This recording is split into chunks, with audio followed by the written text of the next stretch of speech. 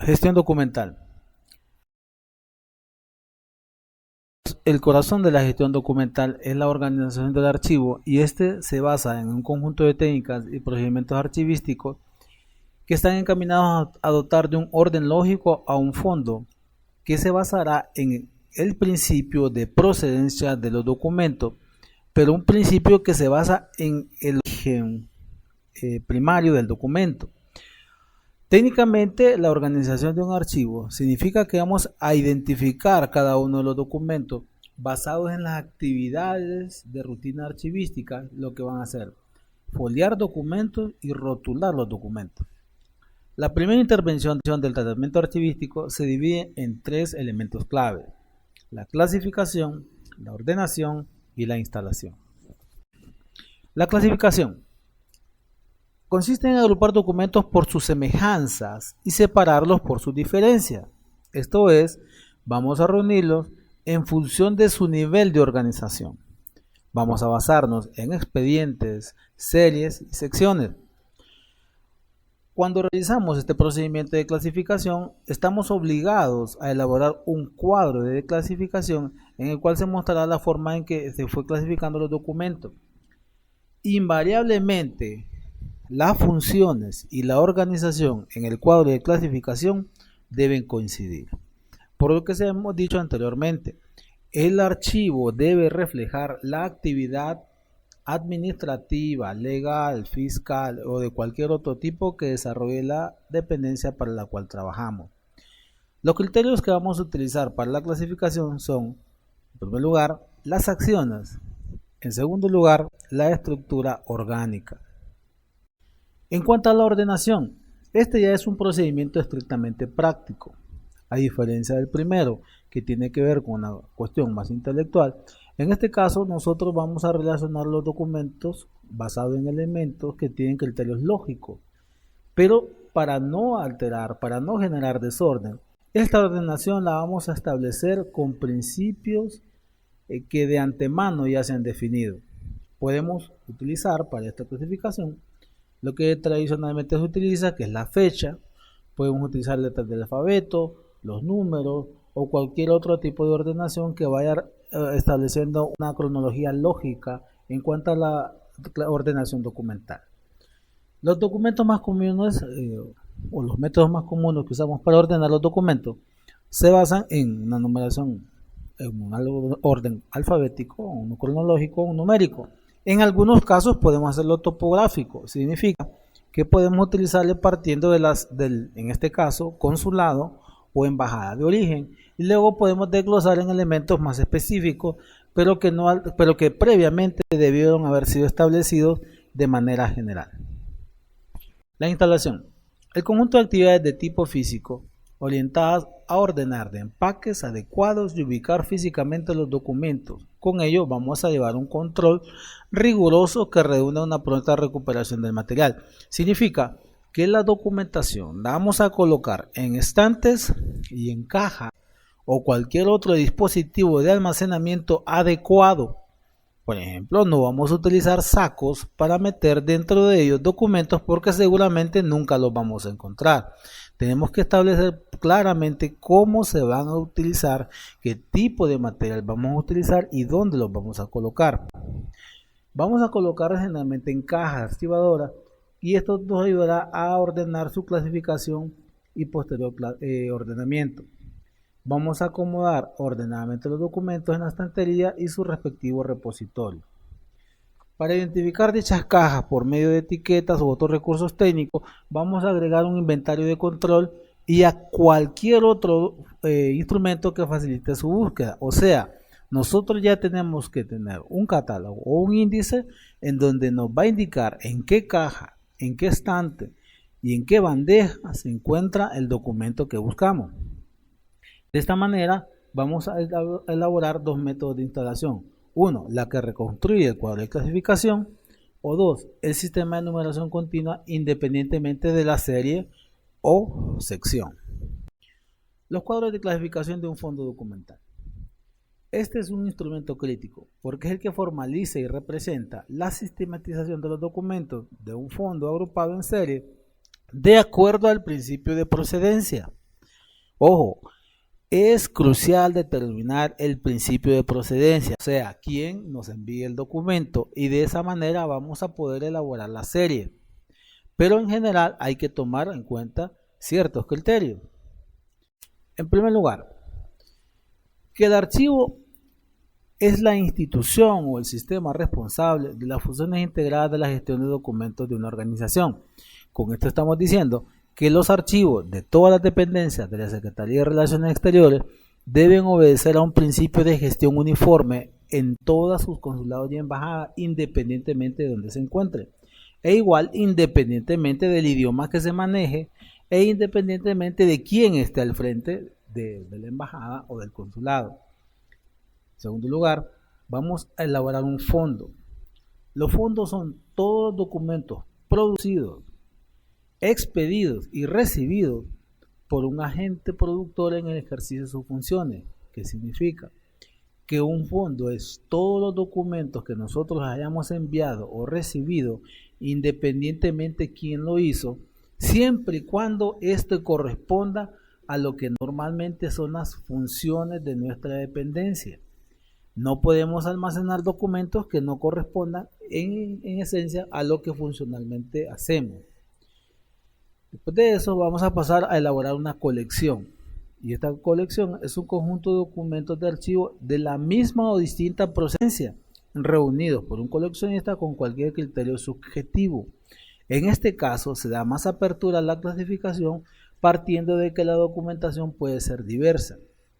Solo para un ejemplo, vamos a ver que la procedencia de una invitación a un acto oficial no está determinada obligatoriamente por el tiempo y el espacio, sino más bien por los nexos o por el tipo de relaciones que haya establecido la unidad productora, en este caso consulado o embajada. Procedencia. Este es un principio archivístico elemental, por el cual cada documento debe estar situado ni más ni menos que en el fondo del que procede. Por ejemplo, no vamos a colocar la invitación a un acto oficial junto con la documentación a un memorando o a una circular, ya que este corresponde a otra tipología documental. Procedencia es la relación que existe entre los documentos de archivo y los agentes productores. También es la relación entre los documentos de archivo y las funciones que originan las necesidades de tales documentos. Un ejemplo es el siguiente. Si estamos organizando una feria o una exposición, enviamos invitaciones a diversas personas e instituciones. Normalmente se acostumbra que la respuesta pasa a lo que es correspondencia, cuando eso no debe ser así, ya que esa respuesta corresponde a un expediente de un evento en donde nosotros giramos previamente una invitación y la respuesta debe anexarse a ese archivo porque es el marco lógico y consecutivo de la acción administrativa. Dicho así, invitamos a una persona y ella acepta o no acepta y nos envía una respuesta. De esa manera nosotros podemos elaborar un marco lógico y rápidamente identificar a los actores que participan o dejan de participar en la actividad programada. La estructura archivística, existe un cuadro sinóptico en donde vamos del más grande al más pequeño. Existe un fondo, existen secciones, series, subseries, expedientes y unidades documentales simples. Vamos a ver con más detalle lo siguiente. El conjunto de documentos producidos orgánicamente por una dependencia o entidad con cuyo nombre se identifica, ese es un fondo. Ese fondo podría ser toda la documentación de la Embajada de Honduras en Guatemala. Toda esa documentación, a la visión globalizante de la Secretaría de Relaciones Exteriores, es un solo fondo, aunque posteriormente vamos a realizar una subdivisión para efectos macros ante la entidad emisora, es el fondo Embajada de Honduras en Guatemala. Luego vamos a elaborar unas divisiones de sección, que son las divisiones del fondo basadas en las atribuciones de cada dependencia o entidad de conformidad con las disposiciones legales aplicables. No olvidemos nunca que siempre la documentación nuestra debe estar amparada a un marco legal que autorice nuestro funcionamiento o de funciones, atribuciones, responsabilidades o deberes que nos han sido comunicadas por escrito y que dan pie a la generación de cierta tipología documental. El fondo como tal se va a dividir en diversas secciones. Esas secciones ayudan a explicar el porqué de cada uno de los elementos de la tipología documental. Esto ayuda de manera muy rápida a identificar la búsqueda de documentación cuando así se requiere o la organización del archivo para que sea más eficiente, visualmente más agradable y el acceso mucho más grande, mucho más rápido, mucho más eficaz. En las funciones comunes vamos a ver que a nivel de secciones existe cierta jerarquización y vamos a ver que existen cuestiones de legislación, de asuntos jurídicos, de programación o organización presupuestaria, de recursos humanos, de recursos financieros, de recursos materiales, servicios generales, tecnología y servicios, comunicación social, control de auditoría, planeamiento, información, evaluación y política y acceso a la información. En este punto hay que tener claro lo siguiente, lo que estamos planteando es nada más un ejemplo. Obviamente vamos a respetar que cada una de las dependencias puede tener sus propias secciones y pueden generarse secciones partiendo de disposiciones que sean emitidas posteriormente. Posiblemente en algún momento a una embajada o a un consulado no le corresponda la promoción de ciertas actividades y por una disposición del Ejecutivo en un periodo de tiempo específico sí le toque. Entonces en ese caso va a crear una sección que aunque va a ser temporal no va a dejar de aparecer en el archivo en el momento en que se realizaron este tipo de actividades. Ahora, vamos a ver que estas secciones se van a dividir en series. Y la serie es una división de una sección que corresponde al conjunto de documentos producidos con el desarrollo de una misma atribución general y que versan sobre una materia o asunto específico. Esto es importante porque estamos diciendo, en los archivos no debe aparecer expedientes que diga varios ni misceláneos. Todo documento tiene una tipología independientemente de quién lo mande, en el tiempo que lo mande o en el país en que estemos. Todos obedecen a una tipología documental. Cuando colocamos todos los documentos en varios o en misceláneos, se produce un desorden que luego genera que no encontremos la documentación. Así que es necesario que todas las secciones se establezcan en lo que son las series documentales.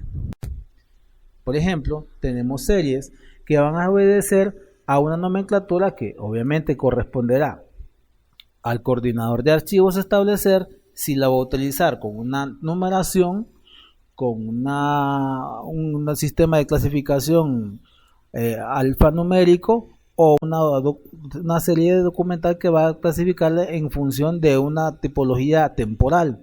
En este caso podemos ver que la serie 5C.3 corresponde a gastos o ingresos por partida presupuestal. La 5C.4 son ingresos. Entonces, de esta manera, dándole número a cada serie, es muy fácil poder identificar los gastos, los ingresos y las funciones que tenemos como dependencia. Vamos a ver el control de cheques, las conciliaciones, los estados financieros, los pagos que hemos realizado, a quienes les hemos hecho y tenemos nuestra propia contabilidad al día partiendo de que tenemos organizado nuestro archivo en series. Esas series a su vez se van a dividir en subseries para hacer mucho más específico la identificación de la información. Vamos a ver que partimos de un fondo muy amplio, bajamos el nivel de descripción a secciones, luego a series y luego a subseries, en las cuales podemos identificar de manera clara y específica dónde se encuentra cada documento que nos es solicitado o que necesitamos para la toma de decisiones o la realización de alguna actividad administrativa. Vemos para en el caso de las series, tenemos por ejemplo las 5C5 libros contables. Tenemos en las subseries el libro mayor, el libro diario, el libro de balance y el libro de inventario. Cada una se deriva en una subserie. Ejemplo, 5C.5 son libros contables, pero la 055.1 es un libro mayor, el 0552 un libro de diario. Y así lo vamos estableciendo en números correlativos según sean las necesidades de nuestra dependencia. Afortunadamente, al colocar una numeración vamos a poder tener mayor libertad de utilizar de manera casi infinita la clasificación que necesitemos, aunque en general esta no deberá ser tan redundante, deberá ser un poco más específica para evitar cualquier tipo de confusión. En el caso del fondo, vamos a ver que tenemos una sección que es recursos materiales, una serie que son, digámoslo, el pago de servicios básicos, y la subserie vamos a irla clasificando en base a lo que estamos pagando. Por ejemplo, el suministro de energía eléctrica. Tenemos que la serie 7C es recursos materiales. Perdón, la sección 7C es recursos materiales. La serie 7C.3 servicios básicos. Las subseries las vamos clasificando en 7C 3.1, 3.2, 3.3, 3.4 y así según los gastos que vayamos haciendo, vemos cuáles corresponden al pago de energía eléctrica, al de agua potable, el pago de agua purificada, suministro de gas, pago de teléfonos, cualquier gasto que sea normalmente ejecutable en el mes e inclusive aquellos que sean de naturaleza muy intermitente o espontánea o muy casual, igual le podemos colocar una serie, pero evitemos en todo momento colocar que son gastos varios. Tenemos que identificar plenamente qué tipo de servicio es para evitar que esa documentación se pierda y no logremos establecer un proceso claro de organización. En el caso de los fondos, también vamos a poder ver que las series se van a subseries y luego a expedientes. Esos expedientes podrían ser, por ejemplo, los expedientes de personal, que cada expediente está formado de una unidad documental simple, que significa, por muy complejo, por muy grande o muy pequeño que sea un expediente, al final está formado por documentos únicos e independientes que se organizan y corresponden a cada expediente por su naturaleza. Ejemplo, un expediente de personal puede estar formado por un acuerdo de nombramiento, que es una tipología documental única, por una acción de personal. Ahí en ese mismo expediente vamos a encontrar permisos, incapacidades, licencias, vacaciones, pagos, etcétera, etcétera, etcétera. Podemos también encontrar la hoja de asistencia correspondiente a cada mes, por lo cual este expediente puede ser muy misceláneo, pero corresponde solamente a una serie documental y está definida en lo que es expedientes. Para el caso, solo para ejemplo, vamos a ver en un caso de recursos humanos un expediente único de afiliación. Vemos que corresponde a un fondo, a una sección 4C que es recursos humanos, a una serie 4C.3 que es expedientes únicos de personal. Y vamos a ver que dentro del expediente hay tipos documentales. Por ejemplo, está la afiliación, está una cartilla, la dirección, un acta de nacimiento, una constancia de estudios o títulos, diplomas que haya tenido. Si está por contrato, vamos a ver todos los contratos que tiene. Si tiene licencias, igual la vamos a encontrar, sean de naturaleza personal o médica. Si ha habido algún tipo de sanciones contra esa persona, la vamos a ver. Si por oficio se le ha delegado alguna función, comisión o trabajo específico, lo vamos a encontrar. Cualquier estímulo, reconocimiento, diploma o lo que sea, también debe estar ahí. Algún tipo de acreedora, sanción o pensión, igual va a estar ahí. Todo documento que tenga que ver con esa persona va a estar en ese expediente y va a ser muy diversa el tipo de documento, pero sigue correspondiendo a la serie 4C.3, expediente único de personal. Así que hay que tener claro que esos documentos no se deben atomizar, no se deben colocar en otro tipo de expediente, excepto que usted desee llevar un control aparte. Por ejemplo, en el caso de los expedientes de personal, para hacer más rápida la elaboración de estadísticas, usted puede elaborar copias de los que son, en caso de incapacidades, para seguir un rastreo de cuántas incapacidades se otorgan en el año, a qué departamento, a qué persona, por qué tiempo y el costo que le trae a la institución esas incapacidades médicas o de tipo personal, y ahí luego poder tomar unas decisiones correspondientes a la eficiencia del tiempo del personal en la gestión. Le agradezco la atención, muchas gracias.